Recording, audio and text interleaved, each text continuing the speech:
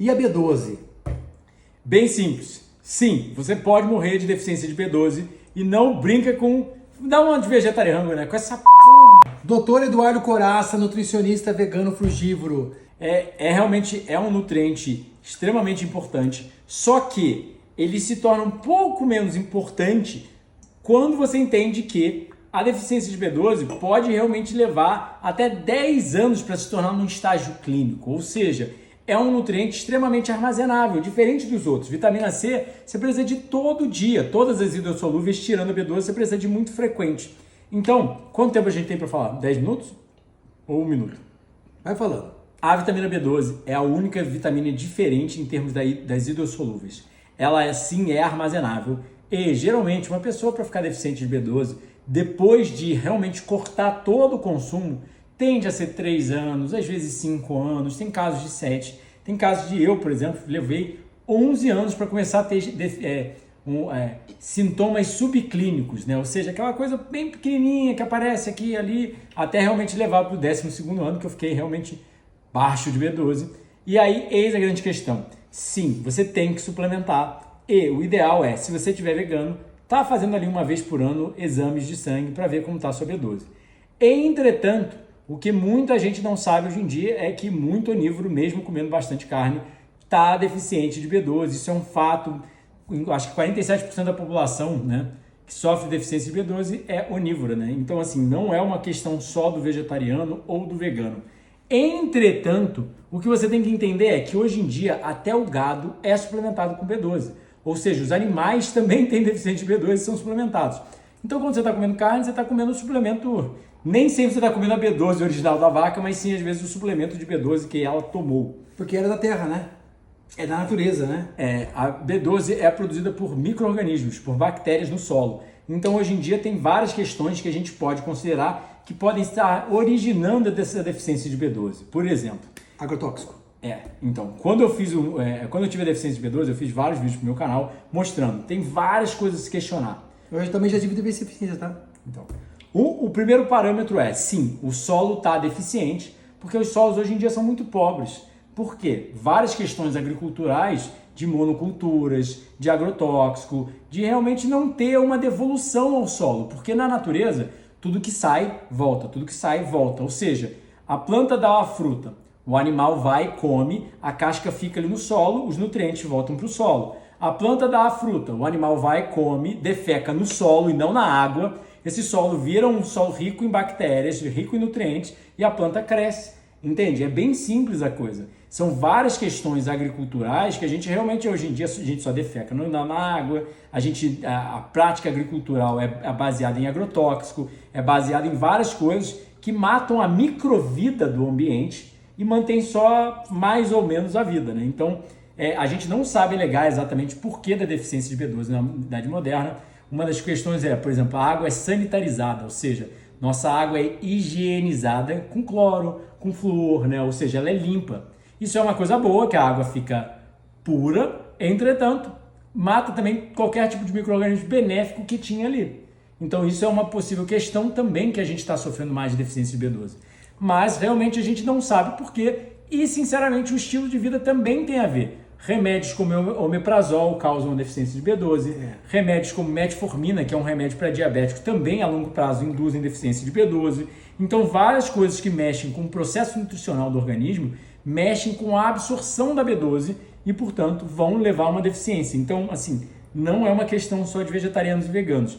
Entretanto, óbvio, veganos não têm uma ingesta confiável de B12, porque a outra população pode ficar deficiente, mas ainda assim ainda está ingerindo um mínimo de B12, mesmo que pouco ou muito, através de carne, queijo, leite e ovos, né? Então isso é uma coisa a se considerar bastante.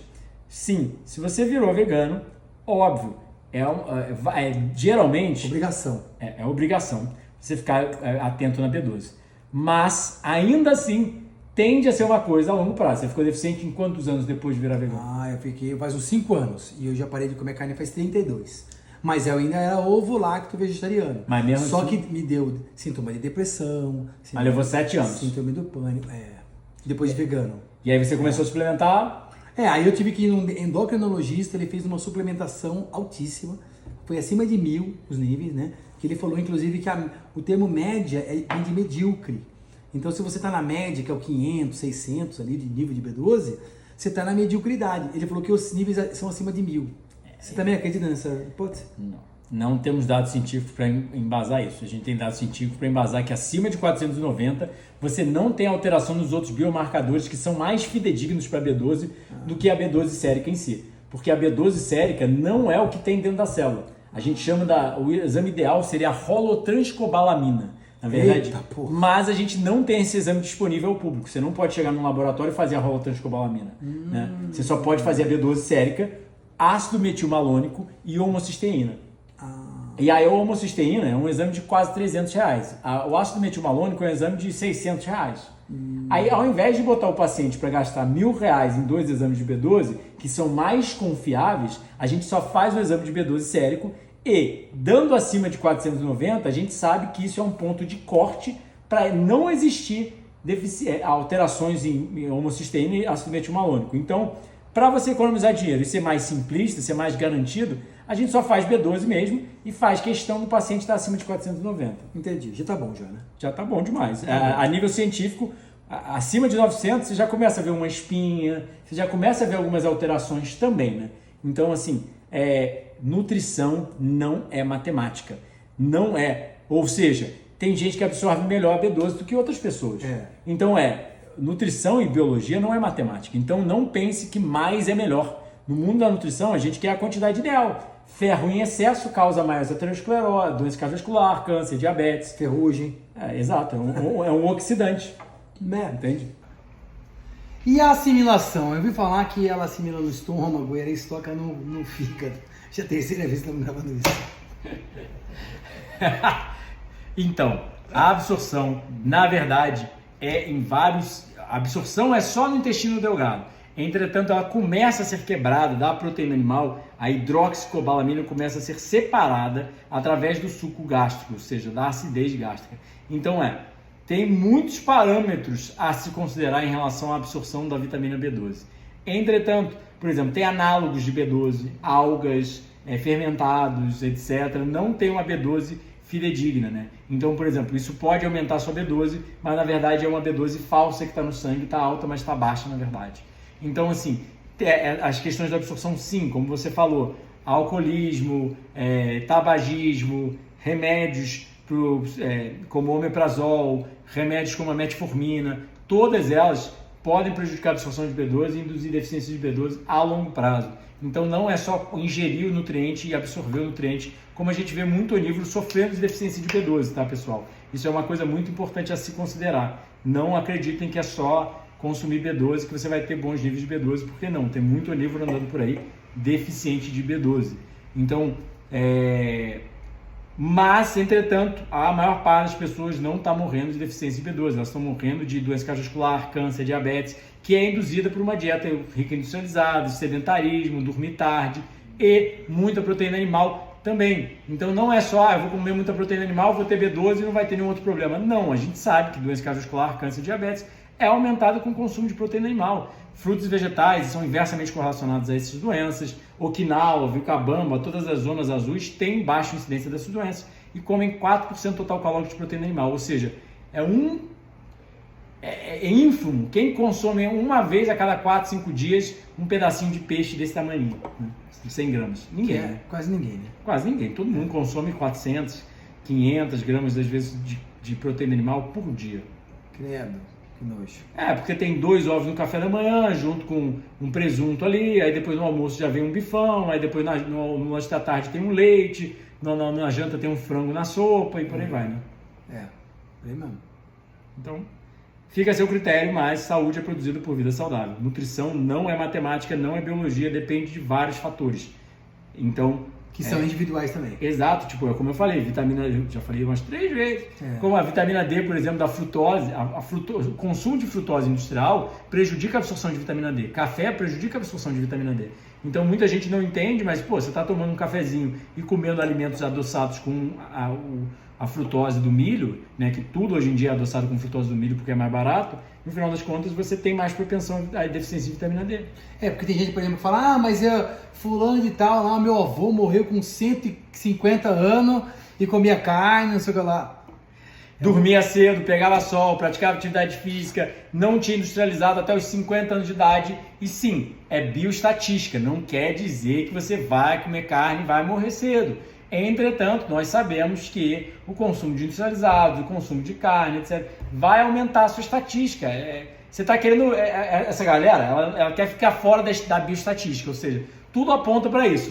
Me mostra um centenário que comeu muito industrializado na infância, muita proteína animal na infância, foi sedentário, foi obeso, dormia tarde, tomava um monte de remédio. Não tem. Todos os centenários eram magros, viviam em roça, tem todo um histórico por trás. Aí o que a pessoa faz por 1, 2, 5 anos não quer dizer nada comparado aos 50 primeiros anos de vida, que é muito mais importante a infância do organismo do que a fase adulta em si.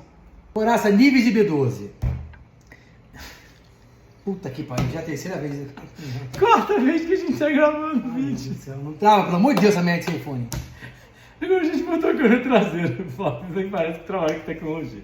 Vamos lá. Nível de B12 ideal acima de 490. Abaixo de 490 pode ter já alterações no ácido metilmalônico e na homocisteína, que são exames muito mais caros. Então, para garantir, a gente mantém acima de 490, no máximo ali até 900. Tem médicos hoje em dia falando de acima de 1000.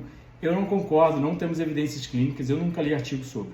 É prática clínica deles, mas só que realmente prática clínica não é uma coisa confiável. Por isso que a gente faz exames, por isso que os artigos médicos científicos trazem uma norma, porque é muito mais confiável você fazer um estudo em cima de 60 mil pessoas, ter toda uma bioestatística, uma análise, do que ter a opinião de um profissional. Ou seja, a minha opinião, mesmo que eu já tenha tratado centenas de casos de uma certa forma, ainda assim é muito pouco confiável para a literatura médica científica.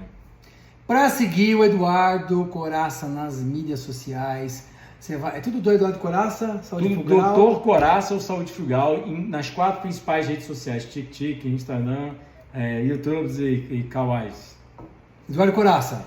Doutor Coraça ou Saúde Frugal ou doido que vive de fruta, mas eu não acho que seja doido, na verdade. Eu acho que seja visionário. Então, ó... Malhamos, eu tava vivo, diz aí. Não, é verdade, ele faz aquela barra fixa com uma mão só. Você faz ainda? Ainda, claro, pô. Aí, ó. Tá no shape, tá no shape. Proteína Tirando isso, né? Se eu tivesse maluco, eu estaria morto, né? Depois de um jejum de 40 dias e vivendo 17 anos de primariamente fruta. E vamos fazer um outro vídeo falando sobre jejum, daí você vai ver mais sobre o assunto, tá bom? Um beijo na rodela. Delúcia. Nos vemos em breve.